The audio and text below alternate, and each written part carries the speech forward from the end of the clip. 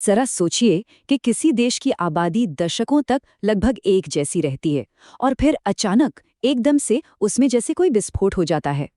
भारत के इतिहास में ठीक यही पहेली छिपी हुई है। एक ऐसा मोड़ जिसने देश की कहानी को हमेशा के लिए बदल कर रख दिया। तो आइए आज इसी बड़ी डेमोग्राफिक पहेली को मिलकर सुलझाते हैं। अब जरा इस पर नजर डालिए।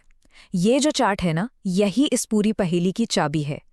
40 साल तक 1881 से 1921 तक पॉपुलेशन ग्रोथ रेट सिर्फ 0.4% पर अटकी हुई थी।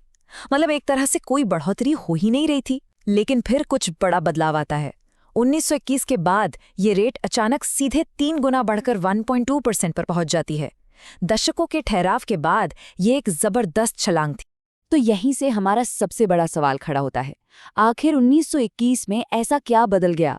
इतिहास में इसी रहस्यमयी मोड़ को द ग्रेट डिवाइड के नाम से जाना जाता है और आज हम इसी की तह तक जाने वाले हैं। अब इस मिस्ट्री को सॉल्व करने के लिए हमें थोड़ा जासूस बनना पड़ेगा और हमारा सबसे बड़ा सबूत क्या है? वो है औपनिवेशिक जनगणना यानी कॉलोनियल सेंसस। सारे सुराग हमें यहीं से मिलने शुरू होंगे। लेकिन एक मिनट, यहाँ एक पेंच है। हमें थोड़ा सावधान रहना होगा।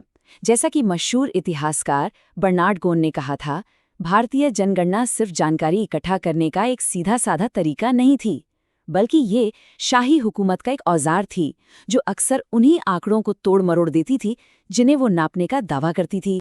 अब इन सेंसस के आंकड़ों में ना कई दिक्कतें थी। जैसे कि एक चीज थी एज हीपिंग, मतलब लोग अपनी उम्र बताने में अक्सर गोलमोल जवाब देते थे, जैसे 30, 35, 40। और इससे भी बड़ी एक और प्रॉब्लम थी, age sex selective undercounting. इसका सीधा मतलब ये था कि शादी की उम्र की कई लड़कियों की तो गिनती ही नहीं होती थी। तो जाहिर है हमारे पास जो डेटा है वो परफेक्ट नहीं है, अधूरा है। पर सच कहूं तो इसी से काम चलाना पड़ेगा। तो ठीक है, अपनी इन्वेस्टिगेशन शुरू करते हैं। अगर हमें पॉपुलेशन में हुए बदलाव को समझना है तो हमें इसके सबसे बेसिक हिस्सों को देखना होगा। और इस पहेली का सबसे अहम हिस्सा है डेथ रेट यानी मृत्यु दर। देखिए, डेमोग्राफी में ना यानी जनसंख्या के विज्ञान में पॉपुलेशन चेंज को समझने का एक बड़ा सिंपल सा फॉर्मूला है।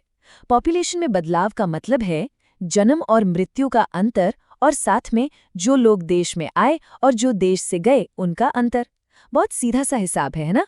अब भारत के केस में जो माइग्रेशन वाला हिस्सा है वो ना के बराबर था। कुल आबादी का मुश्किल से 3%। मतलब ये इतना छोटा नंबर है कि इसका पूरी ग्रोथ पर कोई खास असर पड़ा ही नहीं। तो हम इस माइग्रेशन वाले फैक्टर को आराम से साइड में रख सकते हैं। और ये देखिए, अब हमें मिलता है हमारा सबसे बड़ा सुराग। ध्यान से देखिए, 1921 से पहले बर्थ रेट और डेथ रेट दोनों लगभग बराबर थे, करीब 48 और 47। तो आबादी लगभग स्थिर थी। लेकिन 1921 के बाद तस्वीर बदल गई। बर्थ रेट तो उतनी ही रही, पर डेथ रेट वो एकदम से गिरकर 36 पर आ गई। बस यही वो टर्निंग पॉइंट था जिसने पूरा खेल बदल दिया। अच्छा, बस एक चीज साफ कर लेते हैं। जब हम क्रूड डेथ रेट की बात कर रहे हैं तो इसका सीधा सा मतलब है कि किसी एक साल में हर 1000 लोगों पर कितनी मौतें हुईं। और यही वो नंबर था जो 1921 के बाद अचानक गिरने लगा था। पर सवाल ये है कि डेथ रेट गिरी क्यों? अक्सर लोग कहते हैं कि रेलवे के आने से, मॉडर्न मेडिसिन से या सिंचाई की वजह से ऐसा हुआ। लेकिन जब इतिहास को और गहराई से खंगाला गया तो एक बहुत ही हैरान करने वाली वजह सामने आई, और वो थी पहले से ज्यादा स्थिर बारिश। सोचिए, बारिश स्थिर हुई तो खाने का उत्पादन भी स्थिर हो गया, लोगों को बेहतर पोषण मिला और बीमारियों से लड़ने की उनकी ताकत बढ़ गई। मगर कहानी में एक और ट्विस्ट है। अभी ये पहेली पूरी तरह सुलझी नहीं है, क्योंकि जब हम पूरे भारत की एक कहानी देख रहे होते हैं तो हम ये भूल जाते हैं कि इसके अंदर अलग अलग इलाकों की अपनी अपनी कहानियां भी चल रही थीं। ये जो डेथ रेट में गिरावट का नेशनल ट्रेंड था ना, वो पूरे देश में एक जैसा नहीं था। समझने वाली बात यह है कि आबादी में बदलाव हमेशा वहाँ के लोकल समाज और माहौल पर बहुत निर्भर करता है। जरा इन आंकड़ों को देखिए। नॉर्थ, वेस्ट और ईस्ट जोन में 1921 के बाद पॉपुलेशन ग्रोथ रॉकेट की तरह बढ़ी, लेकिन साउथ जोन को देखिए, वहाँ ग्रोथ उल्टे धीमी हो गई। ये एक बहुत ही अलग पैटर्न है जो हमें बताता है कि कोई एक अकेली कहानी नहीं थी, बल्कि कई अलग अलग कहानियां थीं। इससे हमें दो तरह के डेमोग्राफिक सिस्टम दिखाई देते हैं। एक तरफ थे सूखे इलाके जहां अकाल का खतरा ज्यादा था, वहाँ डेथ रेट बहुत ज़्यादा और ऊपर नीचे होती रहती थी और इसी वजह से बर्थ रेट भी ज़्यादा थी। दूसरी तरफ थे नम इलाके, जहाँ खेतीबाड़ी सुरक्षित थी। वहाँ डेथ रेट और बर्थ रेट दोनों ही कंट्रोल में थे और बर्थ रेट में गिरावट भी जल्दी शुरू हो गई। आबादी में हुए इस ऐतिहासिक बदलाव की एक बहुत गहरी छाप आज के भारत पर भी है। आप कह सकते हैं कि द ग्रेट डिवाइड की गूंज हमें आज भी सुनाई देती है। और इसका नतीजा क्या हुआ, वो हमें यहाँ साफ साफ दिखता है। ये 1941 का एज स्ट्रक्चर पिरामिड है।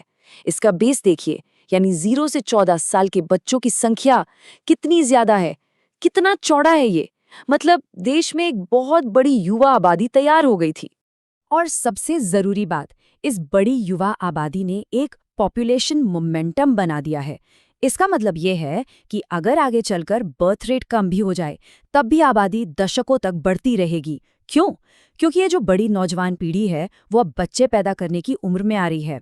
इसे ऐसे समझिए जैसे एक बहुत बड़े जहाज का इंजन बंद कर दिया गया हो, पर वो अपनी रफ्तार की वजह से बहुत दूर तक चलता चला जाता है। और यहीं पर हम एक बहुत ही अहम सवाल के साथ रुकते हैं कि उस औपनिवेशिक दौर की डेमोग्राफी की ये गूंज आज के भारत को किस तरह से बना रही है, किस तरह से आकार दे रही है। ये वो सवाल है जो इतिहास के इस मोड़ को हमारे आज से जोड़ता है और हमें ये सोचने पर मजबूर करता है कि हमारा अतीत हमारे आज में कितनी गहराई तक समाया हुआ है।